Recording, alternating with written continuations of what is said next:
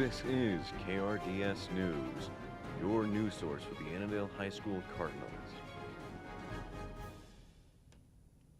Happy Wednesday, Annandale High School. Welcome to KRDS News. I'm Amelia Clark. And I'm Emma Lillehog. Thanks for joining us this Wednesday for our weekly news updates and announcements. Last week, we had tons going on around the school. NHS had two big projects that my fellow news correspondent Olivia Otto did a segment on. I'm here with Sam, and I'm a leader of NHS. On Friday, members of NHS went over to the elementary school to read. I chose to read No Jumping on the Bed. It was one of my favorite books as a kid, so I thought it'd be appropriate for me to pass that on to the other little kids. I read to two second grade classes and a kindergarten class, and the kids were so excited. You could tell that they were so good. Like, you could tell they loved having like a guest in, and yeah, you could tell they liked it a lot. So we just did a book bingo at the elementary school, and that was super fun too. And I know upcoming in a few months we might have a blood drive, so definitely stay in tune for that and consider donating some blood for NHS. So Nice job, NHS. AHS's Unified PE class braved the ice-cold water for the polar plunge. Brody Ward interviewed some of the polar plungers about their experience. Last week, students from Unified PE participated in the polar plunge to raise awareness and to raise money for Special Olympics. What was your favorite part of the polar plunge? I like the free s'mores. There were 400 kids there that jumped, and we raised $75,000. My favorite part of the polar plunge was jumping in. Was it cold? Yes, my entire body went numb. Go! It was a fun experience, and it raised money for a good cause. Way to go, Unified PE. The speech team competed at the Wright County Conference held at Mound West Tonka.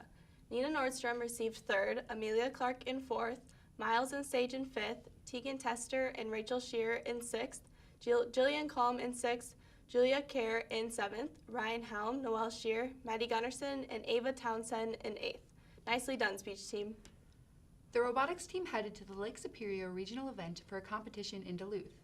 I interviewed some of the members of the team about their season so far. As you may know, the robotics team had their regional competition this weekend.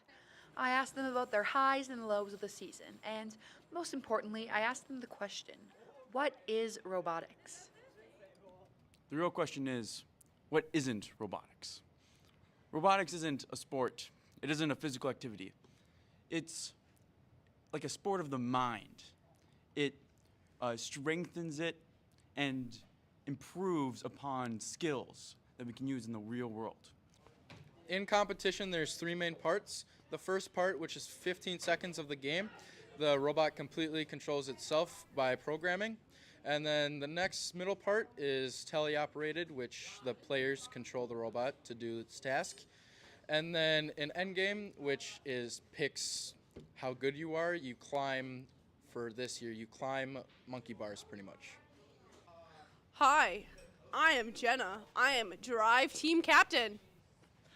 Hi, I'm Mandara, and I'm Media and Marketing Captain. Hi, I'm Maya. I'm Safety Captain. Hi, I'm John Lovegren. I'm Programming Captain. Hey, I'm Luke. I am the Mechanical Captain. I'm Landon, and I'm Captain of Design.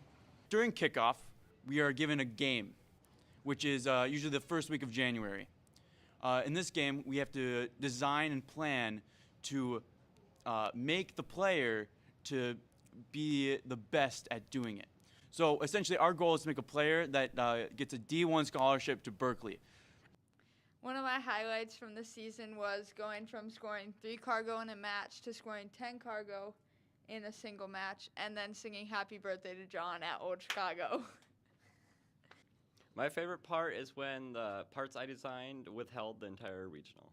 I'd have to say that the most difficult thing about robotics is how creative you truly need to be. You don't have instructions. Sure, you kind of know how to make a base, but other than that, it's all up to you. The robotics team's next regional meet is the 24th through the 26th of March. Well done, robotics team. Now we have an interview with some of our lunch ladies about cooking here at AHS, brought to you by KRDS broadcasters Ryan Helm and Nina Nordstrom. Here at AHS, we have many jobs that go on in our school system. One that many know of but tend to forget about is the lunch ladies. From serving the food and cooking the food and preparing meals for even days ahead, let's get the scoop of what goes on here. Jessica, working on my 11th year. Terry Gunderson since 1995. Mary Rice since 2016. Deb, I'm on my 11th year. I'm Roseanne, and I have been here since 2004. I'm Jody Smith, and this is my 20th year with the district. The biggest challenge is getting the stuff that we actually order. A lot of things come on back order, and then it kind of leaves us running around trying to figure out what else we could make. We kind of all have our meals, like I'm in charge of sub sandwiches, and there's others in charge of pizzas and hamburgers, so. I like to do stuff on my cricket, go outside. I have lots of animals, so I like to spend a lot of time with them. That's what I do. I like wood carving. I'm learning how to play guitar. I like music. Roseanne and I were in a band together. I like anything with water related. I love the lake, the boats, anything like that. I like doing puzzles, I like reading, I love riding horse, and I like playing music. I just want to do house chores. You have to eat your fruit and vegetables. Every day. It's so hard to tell the people that, but you know, like we're under restriction. We have to follow orders too, and so that gets hard to relay across. You know, sometimes you feel like you're a pickle, but we like to be a pepper. When she's a pepper, you're a pepper. Wouldn't you like to be a pepper too? Often pop culture puts lunch ladies into a light that they could be sneer or rude, but in reality, when you get to know them, they can actually be genuinely good people. So we here at KRDS say thank you.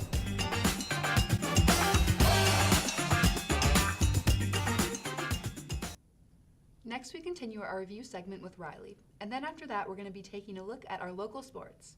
Take it away, Riley. Hi, my name is Riley, and today I'm going to be talking about the latest Batman movie. Here comes this Batman movie, being more of a movie like David Fincher's Seven or Zodiac. It was a very intriguing concept that I was excited to see. But before I get to my thoughts, here's the plot of the movie. The Batman follows, well, Batman.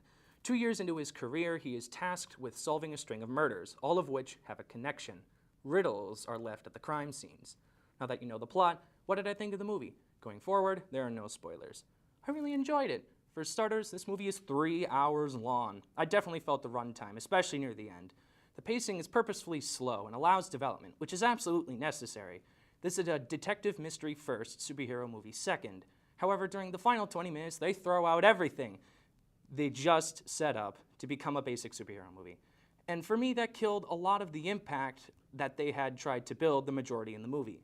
In terms of structure, it's very well thought out. However, there are a couple of side plots that barely get explored and made those plots in the movie feel kind of hollow. There is very little action. What they have for action is good, but there isn't much of it. Now for the characters. Robert Pattinson is the best live-action Batman, period. He commands the screen with his presence. And in this version, he's always Batman. Even when he's Bruce Wayne, he's always looking for clues and investigating crimes. We've never seen Batman as the world's greatest detective, so seeing it here was really cool. For the villains, the Riddler was my favorite. He had a disturbing voice and a nice influence from the Zodiac Killer in design and practice, and that made him very scary. Then there's Catwoman. She's a very good character in the movie, well developed and well performed. The others are kind of just there. Penguin was well acted and the makeup on him is excellent, but he was barely in it. He's not utilized well. Alfred is in it for like 4 scenes, but he's really good. There's a lot of emotion and he has a good connection to Batman in this movie.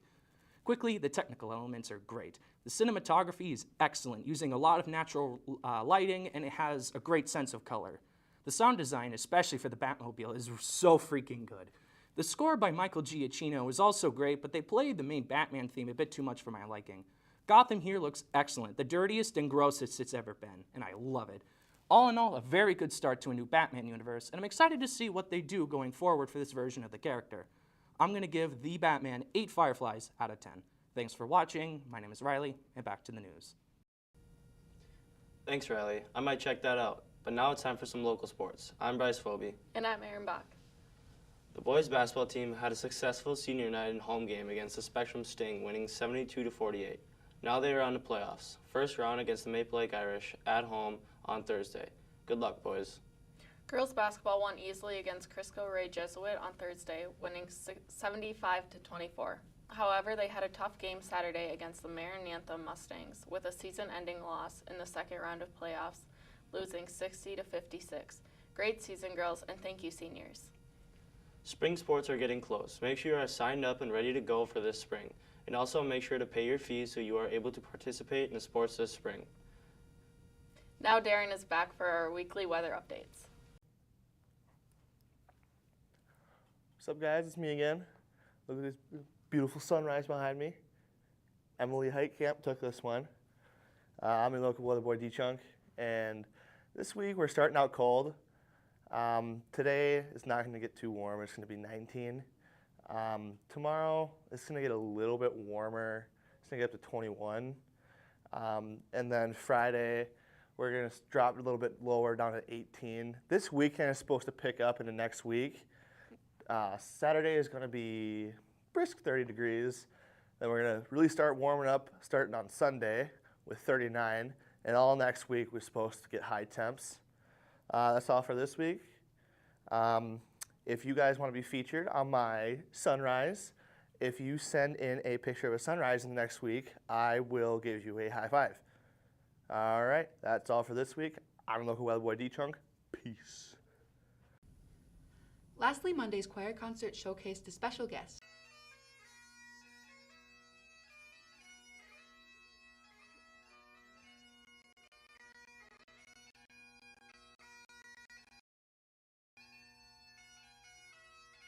KRDS News. I'm Amelia. And I'm Emma. And as always, Go Cards.